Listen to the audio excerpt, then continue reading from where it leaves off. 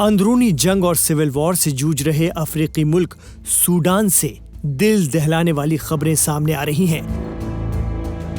सूडानी शहर ओमदुरमान में जिंदा रहने के लिए जद्दोजहद कर रही खवातीन और लड़कियों को खाना पाने के लिए फौजियों के साथ जिस्मानी ताल्लुकात बनाने पर मजबूर किया जा रहा है। महिलाओं ने आरोप लगाया है कि सूडानी सैनिक सेक्स करने के बाद ही उन्हें खाना और पानी देते हैं।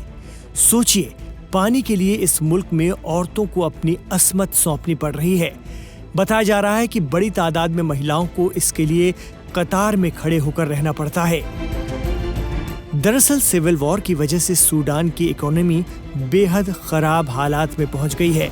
अब लोगों के सामने खाने और पीने तक की मुसीबत पैदा हो गई है।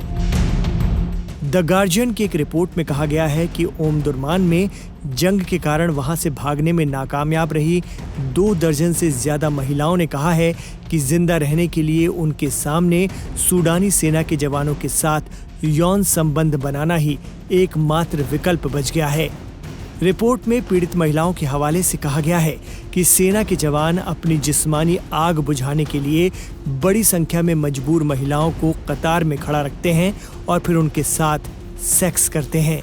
इसके बदले में उन खवातीन और लड़कियों को कुछ खाना और पानी मिलता है, जिससे वो अपने परिवार का पेट भर पाती हैं।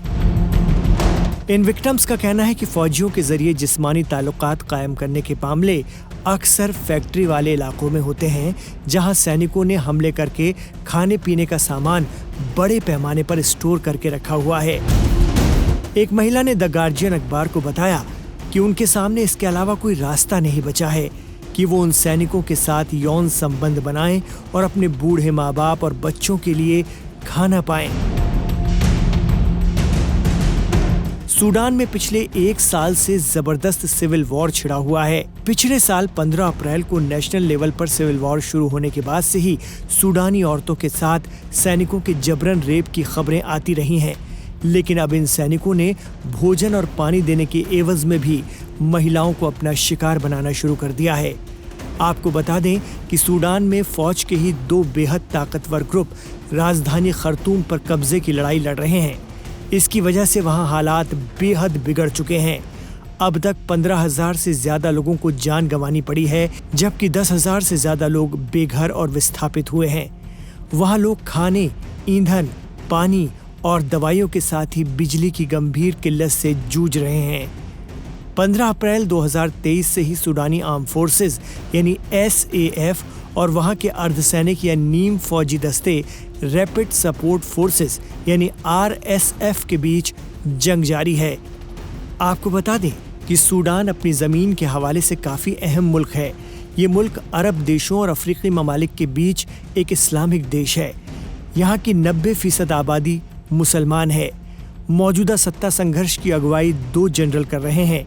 एक तरफ सेना के जनरल अब्देल फतेह अल बुरहान हैं, तो दूसरी तरफ देश के दूसरे नंबर के नेता और RSF के अगुआ जनरल हमदान दगालो हैं, जिन्हें आमतौर पर हेमेदती के नाम से जाना जाता है।